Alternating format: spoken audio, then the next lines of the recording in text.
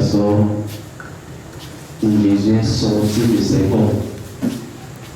C'est quand à un moment donné, les hommes et les femmes ont fait des choses qui étaient contraires à sa parole. Et lorsqu'il a fallu qu'il chasse les populations du temple, il a rappelé un passage de l'Ancien Testament où il a dit: la maison sera appelée maison de prière. Alléluia. J'explique souvent aux bien-aimés que lorsque Dieu a fait de ton corps le temple du Saint-Esprit, tu honores ce privilège en priant. Amen. Tu honores cette grâce-là en priant. Ce soir, avant que nous entrons dans la prière, je voudrais nous exhorter et nous parler un peu de la prière. Amen. Je voudrais parler des missions de la prière. Les missions de la prière, je vais m'arrêter seulement à 4 missions ce soir, le temps que nous avons. Il y a plusieurs missions, mais je vais résumer ça en 4 points avant que nous prions. Alléluia. Alléluia. La première mission de la prière a pour mission de nous faire croître et de nous transformer.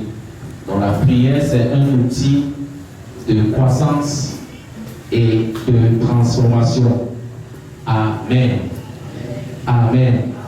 Plus important que demander, plus important que faire des demandes, la prière, c'est d'abord un outil de transformation. Parce que Dieu veut que nous soyons à son image et à sa ressemblance. Alléluia. Beaucoup d'entre nous sortons des familles où on adorait l'écran, sortons des religions où on adorait des idoles. On ne connaissait pas Dieu. Alléluia. Et donc la prière, c'est cet outil-là que Dieu a mis à notre disposition pour nous transformer. Alléluia. La Bible dit dans Luc chapitre 9, verset 29, pendant qu'il priait, parlant de Jésus-Christ, l'aspect de son visage changea et son vêtement devint d'une éclatante blancheur. C'est ce que la prière peut accomplir dans nos vies. C'est ce que la prière avait accompli dans la vie de Jésus. La Bible dit pendant qu'il priait, non pas avant qu'il priait, non pas s'il priait, mais pendant qu'il priait. Alléluia. Lorsque tu pries, même si tu étais un chrétien faible et que tu te soumets à la prière, il y a un changement, il y a une transformation. Il y a le fait que tu deviennes un chrétien fort. La prière te transforme de chrétien faible en chrétien fort. Si tu es encore faible dans ta foi, je voudrais te conseiller la prière. La prière te rend fort.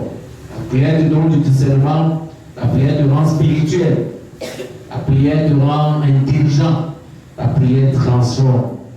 Alléluia. En fait, quand Satan attaque ta vie de prière, en fait, il attaque cette plateforme de transformation de ta vie. Parce que sans transformation, tu ne peux pas expérimenter les grâces de Dieu. Alléluia. C'est pour cela qu'il y a certains enfants de Dieu qui sont dans l'église depuis des années. On ne voit pas le changement. Tu as donné ta vie à Jésus-Christ, il n'y a pas de changement. Tout simplement parce que il n'y a rien en toi qui démontre la puissance de Dieu. Il n'y a rien en toi qui démontre la transformation. Et tu pourras rester dans l'église, tu pourras avoir des titres, mais sans être transformé et sans impacter. Parce que sans transformation, tu ne peux pas impacter la vie. Sans transformation, tu ne peux pas former des nouvelles personnes qui viennent à l'église. Parfois, c'est toujours le pasteur qui doit entretenir parce que les chrétiens eux-mêmes sont là dans l'église, ils chauffent les bancs et ils ne sont pas transformés. Alléluia. Mais que tu sois transformé ce soir au nom de Jésus-Christ. Dans la prière, le Saint-Esprit est là, il est à l'œuvre. Et pendant que tu pries, ton organe spirituel s'élargit. Alléluia. Ton organe spirituel s'élargit. Il y a cette transformation qui fait en sorte que ce qui était charnel laisse la place au spirituel. Amen. Donc la prière, ce n'est pas d'abord pour faire des demandes. La prière, ce n'est pas d'abord pour le combat spirituel.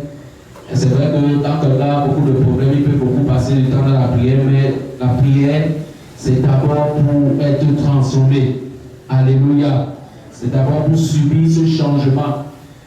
Lorsque Jésus-Christ avait choisi ses disciples, la Bible dit qu'il est pris pour qu'ils soient avec lui. Donc la première chose que Jésus a fait, c'était d'être avec les disciples, pour que les disciples là regardent la façon dont Jésus marchait et que eux aussi marchent pareillement.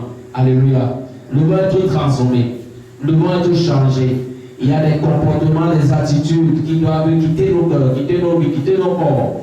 Il y a des réactions que nous ne devons plus avoir. Il y a des personnes